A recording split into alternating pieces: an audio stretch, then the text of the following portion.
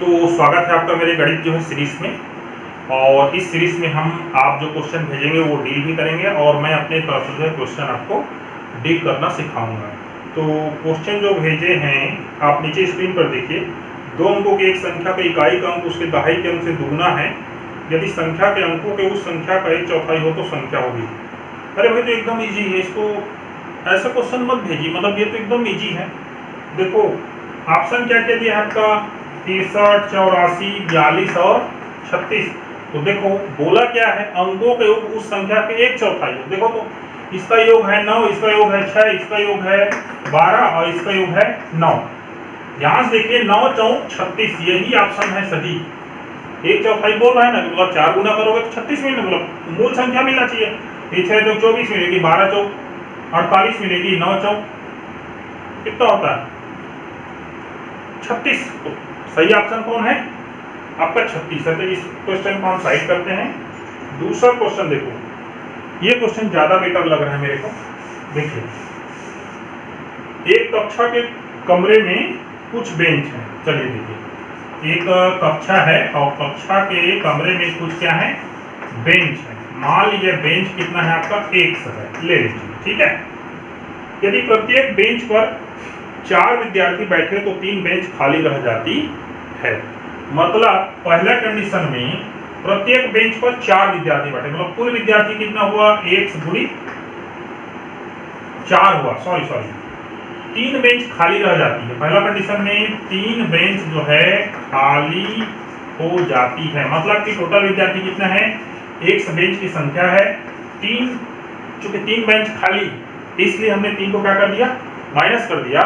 और एक एक बेंच में कितने विद्यार्थी बैठे हैं 4। इस कंडीशन में कुल कितने विद्यार्थी होंगे 1 × 3 × 4। और दूसरा कंडीशन बोल रहा है प्रत्येक बेंच पर 3 विद्यार्थी बैठे हैं तो 3 विद्यार्थियों को जगह नहीं मिलती। कहने का तात्पर्य है कि यदि प्रत्येक बेंच पर 3 विद्यार्थी बैठे तो उस कंडीशन में विद्यार्थियों की संख्या कितनी होगी, प्रत्येक बेंच पर 3 विद्यार्थी प्लस 3 विद्यार्थी को जगह नहीं मिलती, मतलब कि वो बैठे नहीं है। इसका मतलब है +3 कर लीजिए। अब ये दोनों को क्या होना चाहिए, आपका बराबर होना चाहिए। दोनों क्या होना चाहिए, बराबर होना चाहिए, क्योंकि दोनों छात्र संख्या ही है, छात्र संख्या तो बदल नहीं रही है। बस इक्वल कर दीजिए, आंसर आपका मिल जाएगा। तो 4 × 100 और 4 दिया 12 बराबर 3x + 3। तो कितना हो जाएगा देखिए 4 3 ये x बराबर हो जाएगा, इधर जाएगा तो 12 3 कितना हो गया 15। तो 15 क्या है, ये आपके बेंच है, क्योंकि हमने इसी को पढ़े लिया। 15 क्या है, बेंच है। तो विद्यार्थी कितने होंगे, आप दोनों में किसी में से मान रख लीजिए, इसमें रख लीजिए 15 × 3 × 4, मतलब कि कितना हो जाएगा 15 में 3 गया 12 और 12 चौक 48, मतलब विद्यार्थी कितने हैं आपके 48 है। इसमें भी रखो तो ही होगा 15 या 45 धन 3 बराबर 48। तो विद्यार्थी कितने होंगे 48। ये बीज गणित के प्रश्न है, ये 7वीं या 8वीं का है। तो चलिए क्वेश्चन को साइड पर आगे बढ़ते हैं नेक्स्ट क्वेश्चन पर।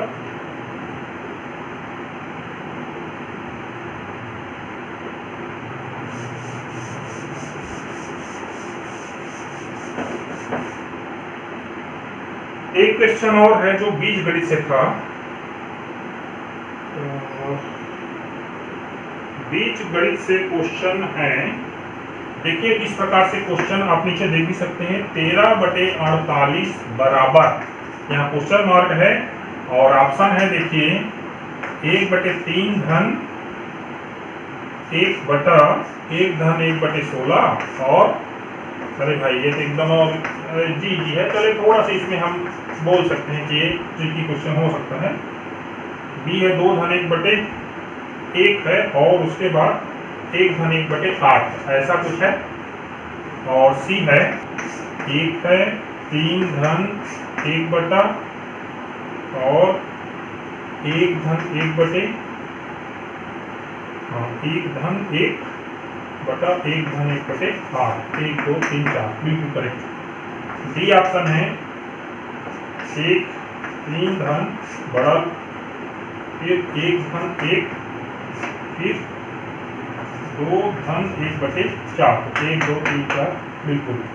चलिए, तो सही आंसर कौन सा है हम देखते हैं।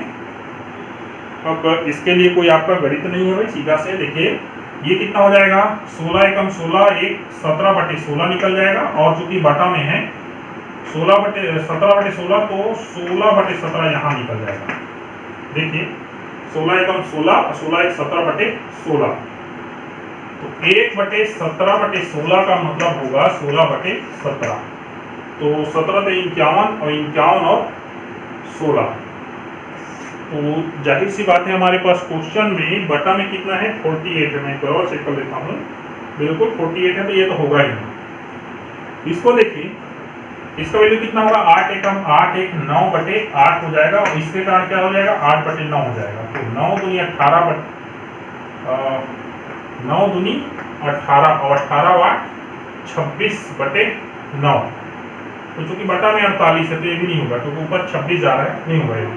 इसको देखिए, इसका डील कितना हो जाएगा, देखिए 8 एकम 8, एक 9/8 पहला स्टेप, और यहाँ पर जाएगा तो ये कितना हो जाएगा, 8/9 हो जाएगा, और इसका डील क्या होगा, 9 एकम 9 8, 17/9 हो जाएगा, और यहाँ जाएगा तो ये कितना बन जाएगा, 9/17 बन जाएगा, और यहाँ पर 17 51, 51 9 60, ये भी सही नहीं है। अगला ऑप्शन इसको देखिए, 4 दूनी 8, एक 9/4 यहाँ बना, और चूंकि एक बटा में है तो ये कितना हो जाएगा, 4/9 हो जाएगा। अब इसको डील कीजिए, 9 एकम 9 9 4, 13/9 बन गया यहाँ पर, और यहाँ जाएगा 13/9 यहाँ है, तो यहाँ पर 9/13 बन जाएगा, और 13 किया 39, 39 और 9 48, तो यहाँ टोटल का वैल्यू बनेगा 13 किया 39 9 48/13 बनेगा, और चूंकि एक बटा में है इसलिए ये बनेगा, पलट जाएगा 13/48, तो आंसर यही है। तो सही आंसर क्या है आपका, डी है। मूल बात इसमें क्या चीज है उसको समझ लीजिए। देखो 1/1/2 का मतलब होता है 2 एकम 2, 2 एक 3/2, कल भी मैंने बताया था। दूसरा चीज ये है कि 1/3/4, इसका मतलब होता है 4/3, कहने का मतलब ये क्या हो जाता है, पलट जाता है। और दूसरी भाषा में कहें तो अगर मान ली जाए 1 भागित जो है 3/4 करेंगे, तो इसको हल करने का तरीका क्या होता है, भागित को किसमें चेंज कीजिए, गुणित में, इसको पलट दीजिए 4/3, तो कितना हुआ, 4/3 हुआ। ठीक है, ये बन गया। अब चलिए एक क्वेश्चन देखते हैं हम प्रतिशत पर, क्योंकि हम उसी पर चल रहे हैं अभी, तो वो चलिए साधारण ब्याज वगैरह का क्वेश्चन देखते हैं।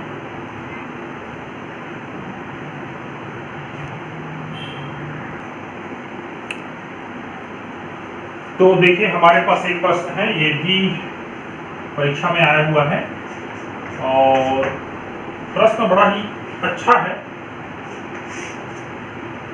इसलिए मैंने लिया है। तो देखिए, x का मान y के मान से 25% कम हो तो y का मान x के मान से अधिक है, कितना प्रतिशत अधिक है, ये आपको जानना है। तो देखिए ऐसे प्रश्न में सबसे पहले आप एक एग्जाम्पल लीजिए। एग्जाम्पल कैसे लेते हैं, कैसे देखिए, प्रतिशत के प्रश्नों में इस तरह से बहुत सारे क्वेश्चन डील किए जाते हैं, और एक टेक्निक है।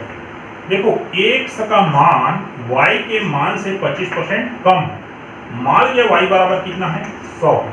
यही चीज को एग्जाम्पल बोल रहा हूं मैं, या एक संख्या, या फिर जिसको आप प्रतिशत में 100 बोलते हैं वो ले लीजिए। ठीक है, मान लीजिए कितना है, 100 है, तो x कितना होगा, 100 का 75%, माने कि कितना, 75। अब क्या बोल रहा है, तो y का मान x के मान से अधिक होगा, कितने प्रतिशत अधिक होगा, ये पूछ रहा है। तो हम चलिए यहाँ पर एक से बिठाते हैं, माना y का मान x के मान से 1% अधिक, कितना परसेंट है, नहीं यहाँ पर डबल एक्स हो जाएगा, डबल होगा, हाँ y का मान हम x की जगह यहाँ पर कुछ m ले लीजिए तो ज़्यादा बढ़िया, क्योंकि x पहले ले चुके हैं। तो सीधी सी बात है, हो सकता है कि x का m प्रतिशत बराबर 100, या इसी को आप y लिख देंगे तो भी बन जाएगा। x का m प्रतिशत बराबर y, तो हमको किसका मान मिल जाएगा? m का मान मिल जाएगा। तो वैल्यू पुट कर दीजिए, इसे सूत्र वगैरह की कहीं जरूरत नहीं है, सीधा लीजिए x गुणित m बटे 100 बराबर 100, और ये हो जाएगा बराबर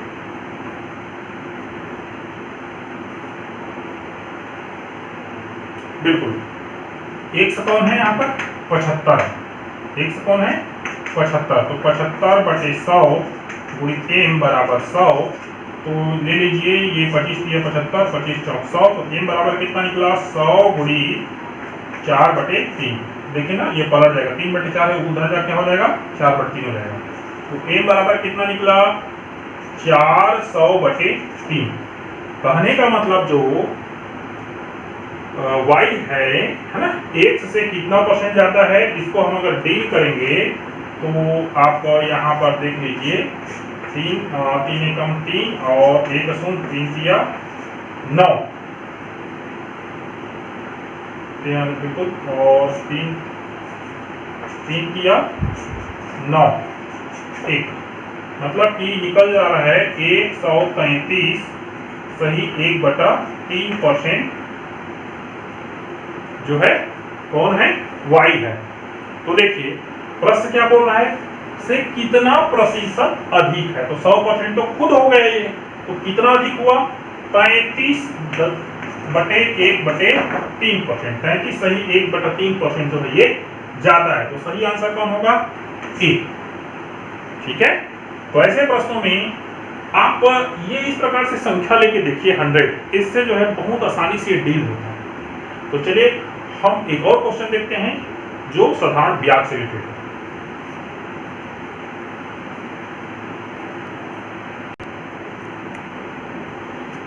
तो देखिए हमारे पास एक और बढ़िया सा प्रश्न है, प्रश्न नीचे में है, आप देखिए, किसी धन का 4% वार्षिक दर से 2 वर्ष का चक्रवृद्धि ब्याज तथा साधारण ब्याज का अंतर 1 रुपया है, वह धन है। ऐसे प्रश्नों में बहुत ज्यादा गलत करते हैं बच्चे लोग, और इसमें वो लोग समझ नहीं पाते कि बोल क्या रहा है। तो चलिए सबसे पहले प्रश्न को ही समझिए। मान लीजिए कोई पैसा है 100 रुपया, तो उसी पैसा पर 4% का ब्याज 2 साल का, ठीक है, उसका चक्रवृद्धि ब्याज, और उसी पैसा का 4% और 2 साल का साधारण ब्याज, उनका अंतर कितना है? 1 रुपया है। तो सामान्य सी बात है, साधारण ब्याज का फार्मूला ये है और चक्रवृद्धि ब्याज जो है कंपाउंड इंटरेस्ट का फार्मूला ये है। अब प्रश्न के हिसाब से एक्चुअल में क्या है, देखिए कंपाउंड इंटरेस्ट क्या होता है? ज्यादा लगता है, तो CI minus SI equal to कितना है? 1। इस चीज को जब तक आप पहले समझोगे नहीं ना, तब तक आपका प्रश्न नहीं बनेगा। आप जितना भी सूत्र जानते हो सब बेकार है अगर ये चीज आप पहले से नहीं थी। ये वास्तव में एक समीकरण क्रिएट करना है, compound interest minus simple interest बराबर कितना आना चाहिए? 1 आना चाहिए। अब चलिए वैल्यू पुट कर दीजिए, तो देखो ये कितना है? 100 रुपया है, हमको पता नहीं है तो 1 से लिखेंगे, और 1 + 4% है बटे 100 है, और साल कितना है? 2 साल है। अब इसमें आपको माइनस क्या करना पड़ेगा? x करना पड़ेगा, और माइनस है SI कितना है? सिंपल इंटरेस्ट PRT बटे 100, तो P कितना है? x है, R है 4, और T कितना है? 2/100 इक्वल टू 1। इसको हल करने में जो आंसर निकलेगा वही हमारा क्या होगा? आंसर होगा। तो आंसर कैसे हम निकालेंगे देखिए, तो यहाँ निकल जाएगा 1 गुणा 4 एकम 4 और 25, तो 25 कम 25 26/25 का स्क्वायर लग जाएगा ये, और माइनस x, ये तो इजी हो जाएगा शायद तक। 4 एकम 4 और 4 25 100, ठीक है। तो 2x/25 यहाँ निकल गया, और यहाँ पर निकल रहा है देखिए x गुणित 26 बटे 25 हम होता है 625, या कर लीजिएगा, ठीक है, और माइनस x माइनस 2x/25 बराबर 1। तो आप क्या कर लीजिए, सभी हर को क्या कर लीजिए? समान कर लीजिए। तो समान करेंगे तो क्या निकल जाएगा? 625/625 ये हो जाएगा, और इसमें 25 को आप मल्टीप्लाई कर दीजिए, तो कितना निकल जाएगा? 625, ठीक है।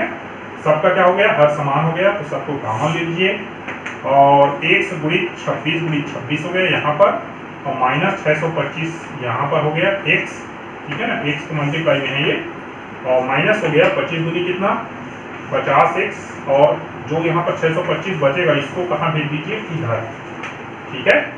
अब इसको हल कर लीजिए, तो इसको हमको पूरा करना पड़ेगा, तो 26 गुणित 26, 6 छक्का 36, और 6 दूनी 12 3 15, और 26 दूनी 52, 6 5 2 7, और 6 676, यही प्लस में है, बाकी सब तो माइनस में है, तो सबको माइनस कर दीजिए। ये कितना हो गया 675 हो गया, तो 675 को माइनस कर दीजिए, तो कितना बचा 1, तो x बराबर कितना हुआ 625, यही क्या होगा आपका आंसर होगा, ठीक है। बेसिक चीज है, आप कितना भी सूत्र जानकारी रखो आपको, लेकिन ये गुणा भाग नहीं आएगा ना तो आपसे नहीं बनेगा, ठीक है। तो आप क्या कीजिए, प्रश्न को समझिए और प्रयास कीजिए, प्रश्न जो बोल रहा है ये जो मेन इक्वेशन है ना वही क्रिएट करना सबसे इंपॉर्टेंट है, उसके बाद ये सब चीज जो है गुणा भाग है, इसमें कोई बहुत बड़ी बात नहीं है, इजी है, ठीक है, ओके। और अभी आप जो है मेरे को प्रतिशत वाला ही प्रश्न भेजिए, उसके बाद जो है हम अलग प्रश्नों में ध्यान देंगे, हम प्रयास करेंगे कल के बाद हम दूसरे टाइप के प्रश्नों में ध्यान देंगे, ठीक है दोस्तों। चलिए आज के लिए इतना ही, फिर मिलते हैं कल नए क्लास में।